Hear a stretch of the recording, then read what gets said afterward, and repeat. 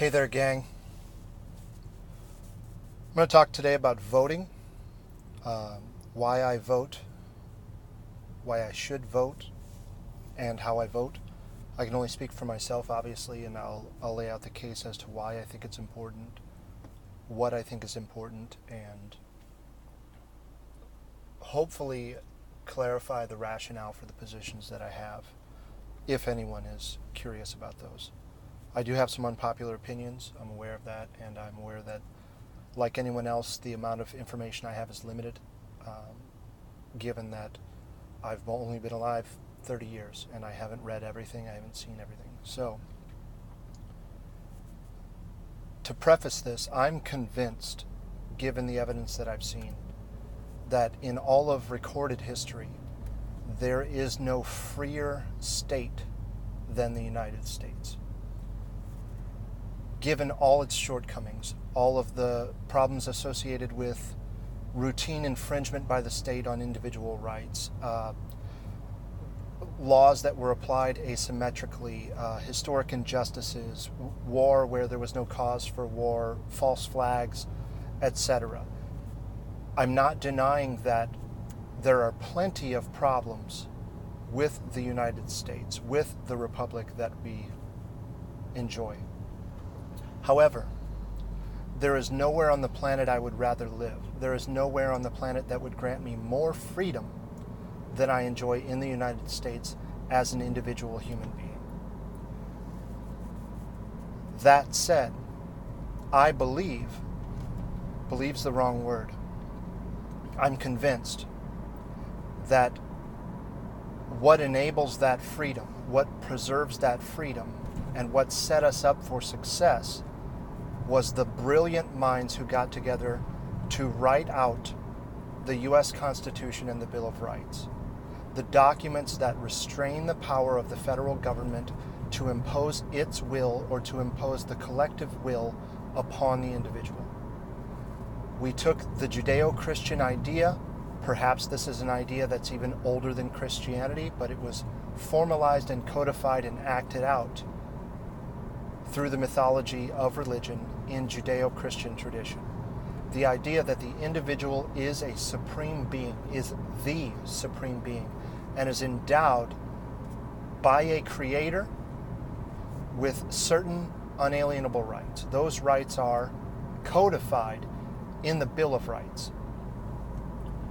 The Constitution itself lays out the reason for our declaring independence from Britain, why we did it, what the events were that led to that, and states all of the reasons why this document is necessary and why it needs to be enforced in order to restrain the power of the government and ensure autonomy at the level of the individual. Everything that happens surrounding the codification of those rules, the codification of those ideas, is relevant. Everything. It's all contextual. We're perfectly happy to say that my subjective experience is so important that you can't possibly understand my subjective perception and my experience, so we'll never be able to have a conversation about issue X, this moral relativism, this subjectivism, the postmodernism. Except we're unwilling to apply the same rationale to the documents that created this country, to say that, well, the reason the Bill of Rights is written the way it is because of the conflict of the time, because of the situation in which these genius men found themselves, the reasons for the Declaration of Independence, and the reason why the amendments, the reason why the Bill of Rights are written in the order that they're written, the way they're written, using very, very precise language. So when I vote, when I research candidates, I'm looking for what they have to say about that.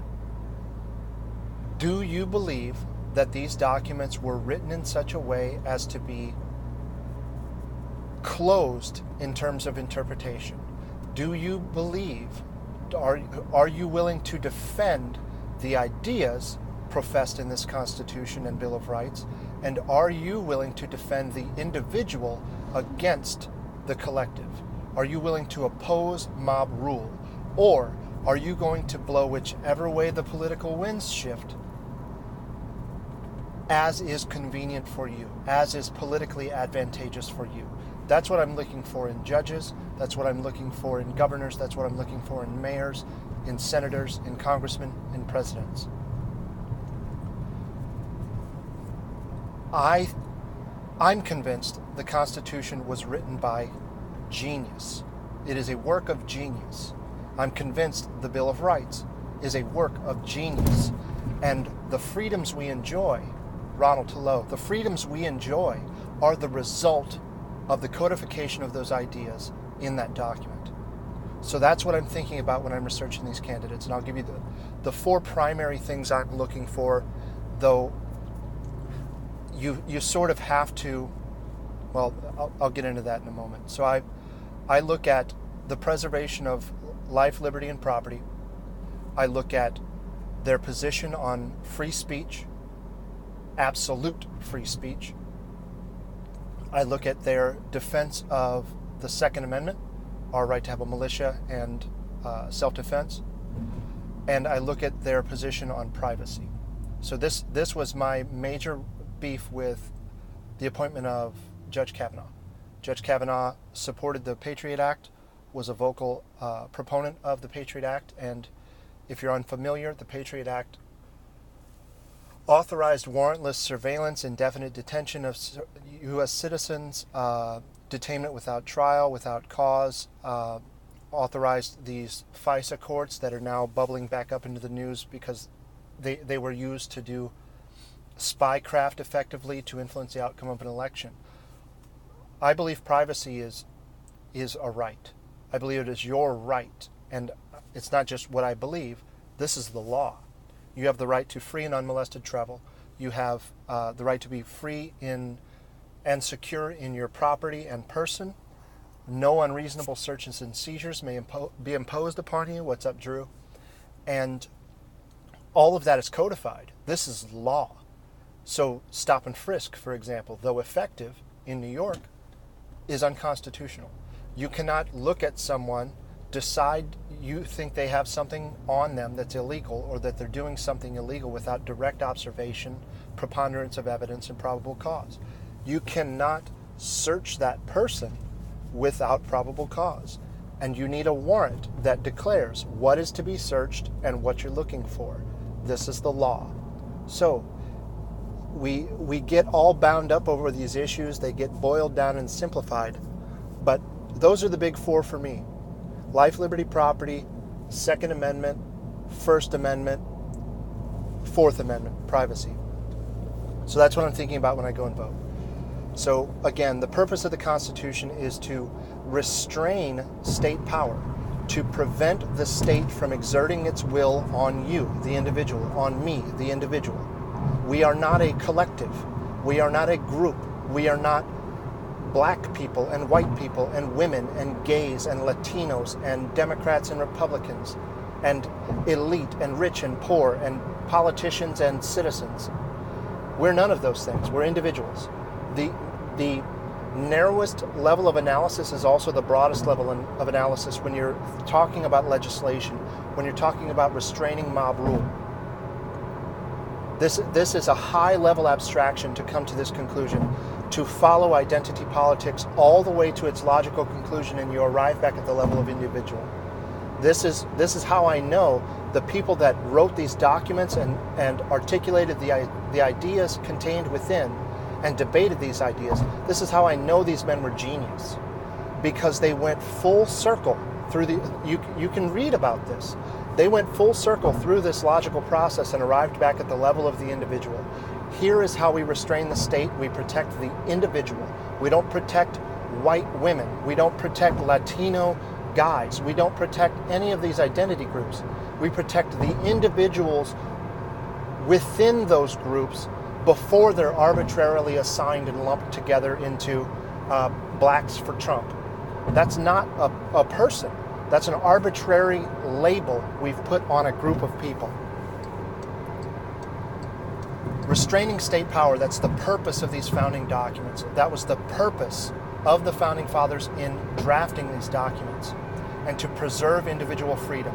So when I'm analyzing a candidate to see if this person has earned my vote, if I'm willing to put my name as a stamp of approval on this person, those are the things I'm looking for. Do you agree that the United States is the greatest nation in the history of the world? Do you agree that this document ensured that we would become and remain the greatest country in the history of the world? Do you agree that this document should be preserved at all costs? That's what I want to hear from a candidate. And this is why we don't get long-form discussions with these candidates, because it enables them to flip and flop on these issues as the political winds change.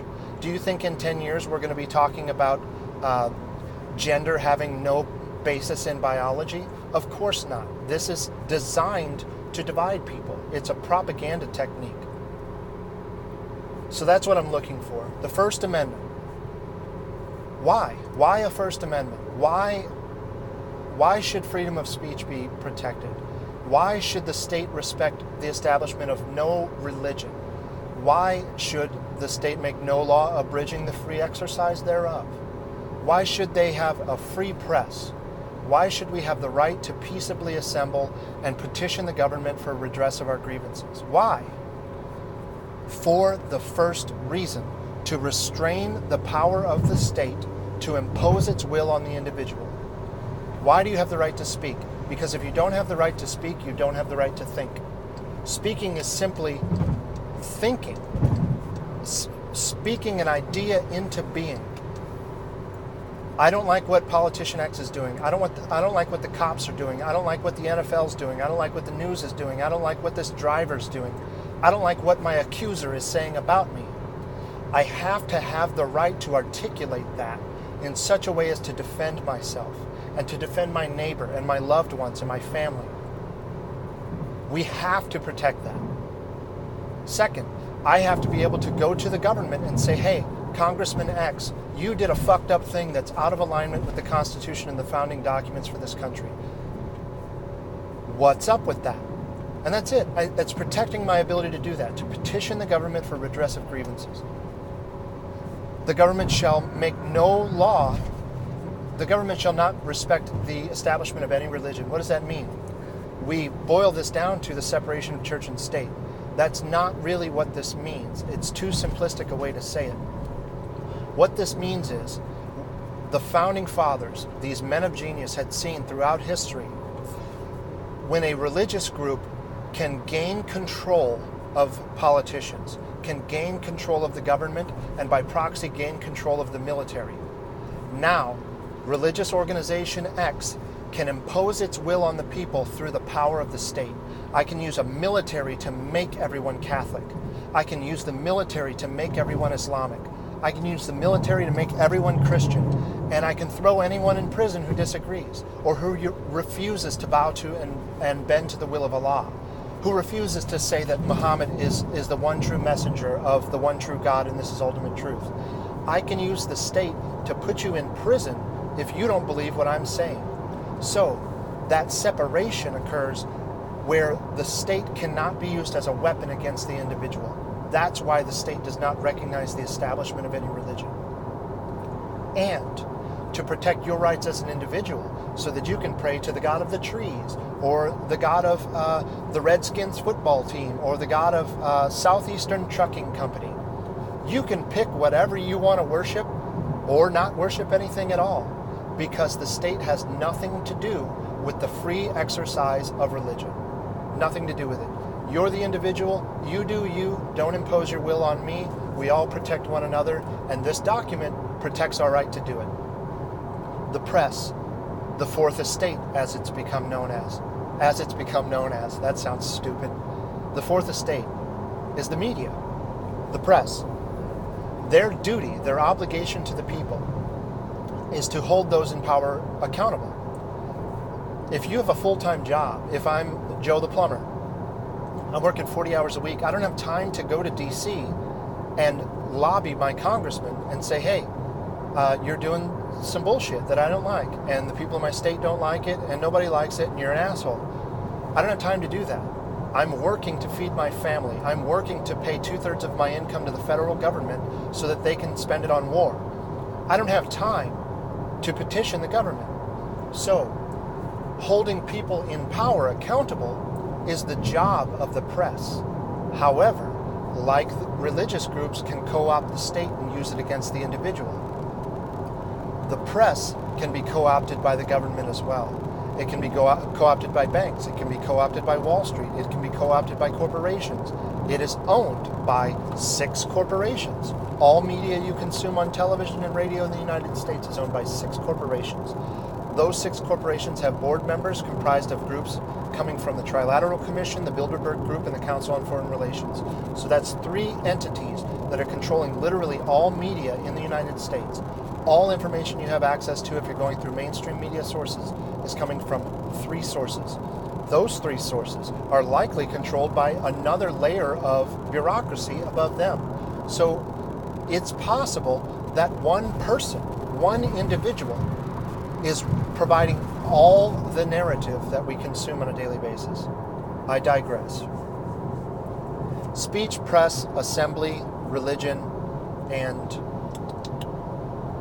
that's it, I believe, First Amendment. And hopefully I've made a case for why those are important. That's why I'm looking at a politician's positions on free speech. Primarily free speech, but the others are important. Speech, I believe, is the utmost, and that's why it's first and foremost in the Bill of Rights. Next, a well-regulated militia being necessary to the security of a free state. The right of the individual to keep and bear arms shall not be infringed. The context in which this right was written. King George's series of abuses, quartering of soldiers, which I'll get to, raping of women and children, murder of women and children, occupying lands that are during peacetime, extorting the population, coercion, the initiation of force, taxation without representation, all this. If people in the United States were not gun nuts, as they would be described today, if they were not patriots, as they'd be described by another group, if people didn't have guns and the ability to defend themselves, we would still be a British colony. In banking terms, KJM, hello. In banking terms, in terms of the world economy, we sort of still are a colony. But post-Declaration of Independence and pre-Declaration of Independence, the state at that time was being imposed on by a foreign power. These individuals had no autonomy because there was an occupying military here. They said, you're going to pay us whether you want to or not.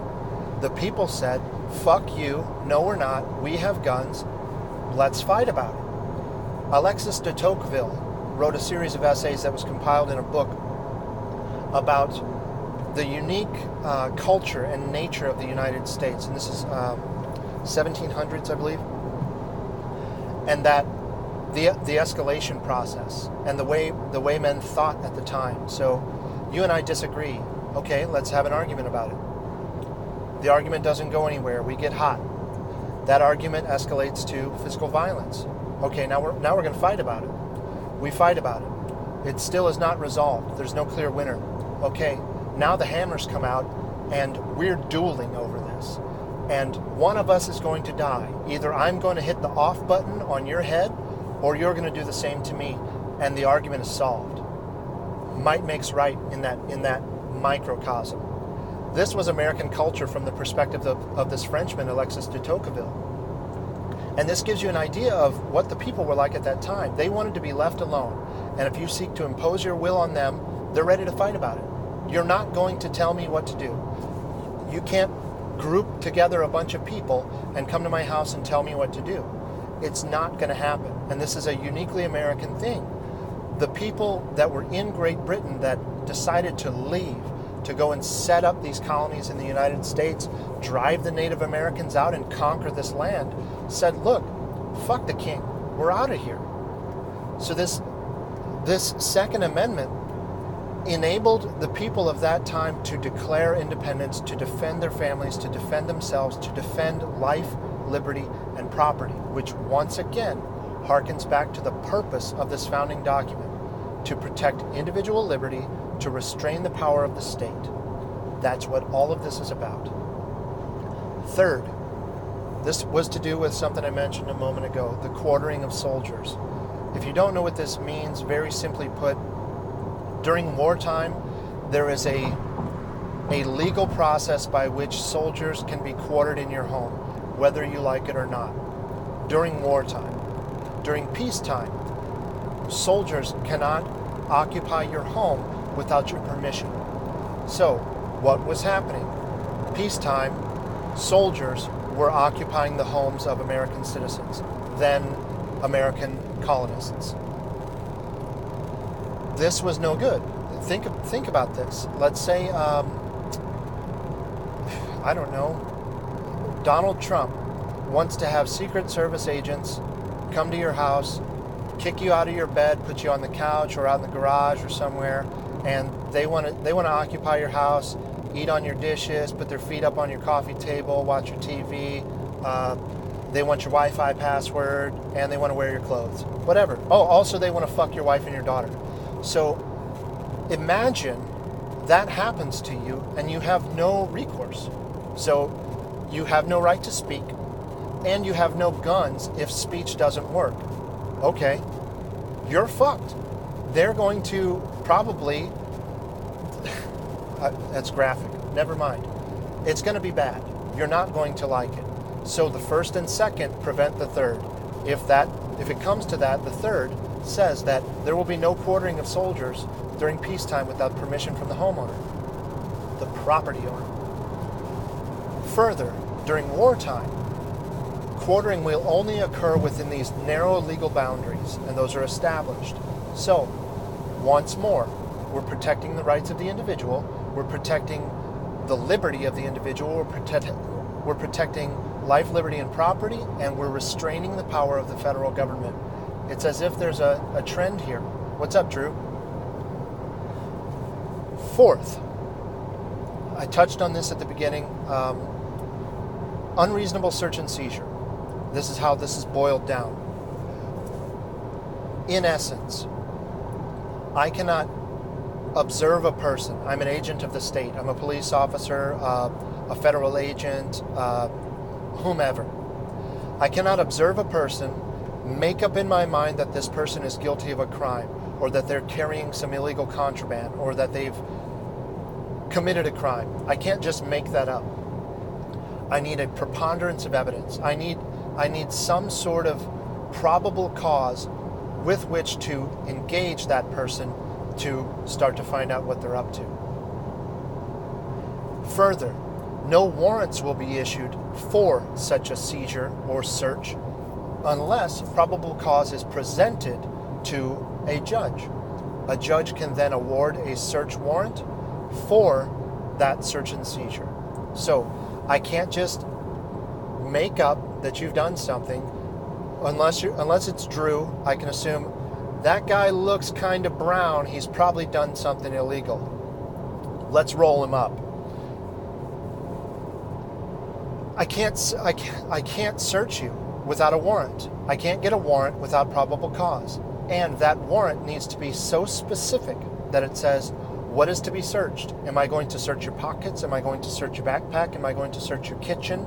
Am I going to search your glove box, your trunk, under your hood? What am I going to search? Okay, that has to be codified. It has to be written in this warrant. Second, you have to identify what is being searched for. So I'm going to look in the trunk for a gun that I believe was used in a crime. I'm going to look in the glove box for some drugs that I believe are being transported. That's contraband. I'm going to search the car for body parts of a person that was dismembered. Whatever. You can get as crazy with these examples as you like, but the point is, I need probable cause. I need a warrant in order to search and seize the things that I find. I cannot just roll you up, ask for your papers, take what's in your pockets, and cut you loose. which is what was happening at the time. Again, all of these things are written in context. And we think that none of this stuff can happen today, but we think that because we've been lulled into this false sense of security. This is by design. Don't worry, the police will take care of everything. Don't worry, the Fed's got you. Don't worry about the economy. We'll take care of it. Don't worry about this war on terrorism that's been going on for 18 years. It's coming to an end. Daddy's got it. The state's got it. Big Brother's got it. You just worry about going to work and watching TV. We'll take care of everything else. Oh, by the way, we'll raise your kids for you in public schools, and we'll teach them what they need to know and what they need to think rather than how to think. I'm getting stuck in it again. I think I covered everything. Probable cause, search and seizure, warrant, place and target of the search. Fifth, important, not least important, I believe they put them in this order for a reason. The Fifth Amendment does a number of things. Protects you from self-incrimination, protects you from testifying against yourself, protects you from being tried for the same crime twice after you've been acquitted previously. There are a number of things that the Fifth Amendment does for you. But primarily, and once again this harkens back to the beginning, the purpose of these documents. The Fifth Amendment was written specifically to protect your life, your liberty, and your property. I cannot seize your property without a legal process. I cannot detain you and imprison you without a legal process. I cannot deny you freedom of movement without a legal process. And all of these things require probable cause, a warranted search, and the preponderance of evidence to find you guilty of a crime. Otherwise, your life, liberty, and property as an individual are guaranteed to you by law and, in the context of this document, by God. So unless you're willing to say that, well, plenty are willing to say that God doesn't exist, which is a precursor for these documents. You can say that it wasn't God that endowed these rights, that these rights are implicit in your being. This means that the state did not grant you these rights. The U.S. government did not grant you the ability to speak. They didn't grant you the right to speak. They didn't grant you the right to carry a weapon. They didn't grant you the right to self-defense. They didn't grant you the right to not have soldiers quartered in your home. They didn't grant you the right to not be subject to unreasonable search and seizures. And they didn't grant you the right to not have your life, liberty, and property taken away. You have those rights. We just wrote them down. We had the smartest men of the time write these things down, debate it, get at each other's throats, and get to the bottom of these things and the conclusion that they reached. Once again, and I'll summarize.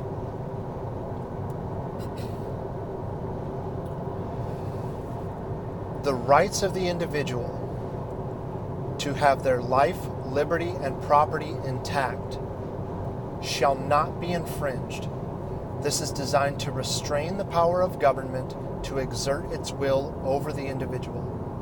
And this guarantees that a mob, a majority, cannot exert its will over the individual.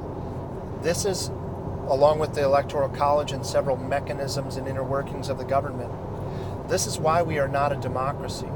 Because in a democracy, 51% of the people around me could vote to have me killed. 51% of the people in the country could vote to take all the guns away. 51% of the people in the country could vote to take all of the income of the other 49% and redistribute it amongst themselves. That's democracy. The average IQ in the United States is 100, which means that about half of us are even dumber than that. You probably don't know many people that have an IQ below 100.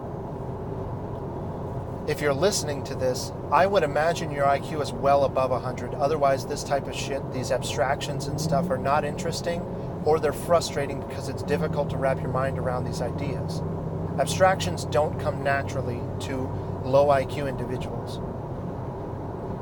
Half the country is even dumber than an IQ of 100. And so, if half the country believes a lie, which it's very easy to make them believe a lie, I can impose the will of the majority on the minority, which is likely to be the more intelligent population. This is democracy. This is mob rule. This is why the United States is a constitutional republic, this founding document, and not a democracy. Read Aristotle's thoughts about democracy. Read Plato's thoughts about democracy. You can read the words of Socrates about democracy. This is not a democracy. If I hear a politician say democracy, I know they don't want my vote because they don't understand what the United States is. If you can't get the basics right, if you can't tell me what the letters of the alphabet are, I don't want you grading my literature essay. If you can't tell me what the Bill of Rights is for, I don't want you having a say in what we do to tweak the Bill of Rights, to tweak the Constitution, to meddle with this living document, in the words of Barack Obama.